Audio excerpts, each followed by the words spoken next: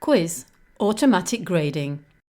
If you want to assess learners formatively or summatively with questions for which there are specified answers, Moodle's very powerful quiz enables you to do this. We can only look at a few of the features of the quiz in this screencast, but it's worth exploring more yourself and in the Moodle documentation. Quiz allows you to use different types of questions, not just multiple choice, and it also allows you to add, as here, media, images, video, sound files as part of your questions. If we go to our course and see how to add a quiz, the first thing to note is that from Course Navigation, More, we can access the question banks.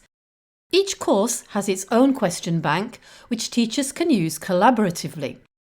You can also create other question banks for other purposes. When you create a quiz in Moodle, you can either create the questions directly in the quiz's own question bank or use questions from a shared question bank. See the documentation on question banks for more information. You can, if you wish, start by adding your quiz questions to a course shared question bank here and then make a quiz another day. We can see some of the features of the question bank in another course on another site here. We can move columns, remove or resize them.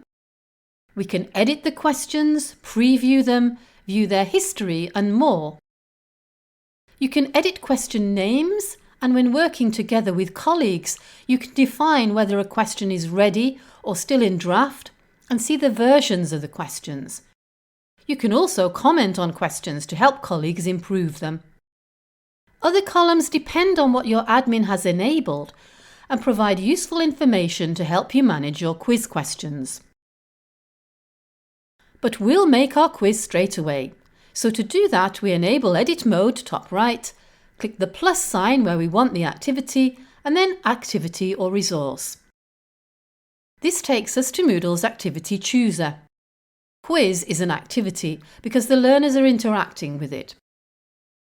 The first thing we do is create the front page, if you like, of the quiz, the name and the description which learners will see, and if you want the description to appear on the course page, just tick the box. There are many different settings in a quiz, and it's worth exploring all of them. If there's anything you're not sure of, the question mark help icon gives you extra information. You can choose how you want learners to navigate through the quiz. If you want them to have hints, how much feedback, if any, you give them, and more. In completion conditions, if we want to track that students have accessed the quiz, do we want them to manually click to confirm they've seen it?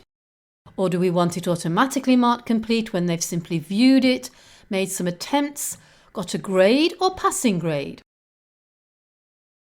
To alert course participants that a quiz activity has been added or updated, click Send Content Change Notification. But we are not going to do that yet, since we haven't added any questions to our quiz.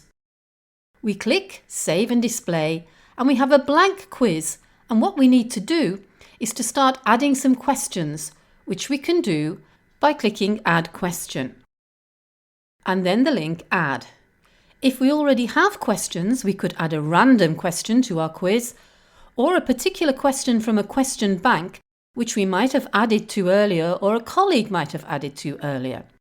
Click Switch Bank to access shared question banks. But we are starting anew from nothing, so let's click to add a new question.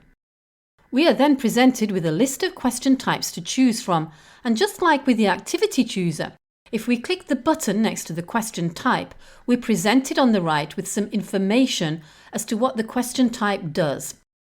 And note that although most of these questions are questions where you provide the answer, it is possible by choosing Essay to have learners typing an essay, which we would then manually have to grade. Note also there's a description question. This isn't a question type as such, it's just a text editor into which we could add an explanation, some instructions, images, videos or sound. For the purposes of this quiz, I'm just going to add a multiple choice question. We're then sent to the setup screen for this particular question.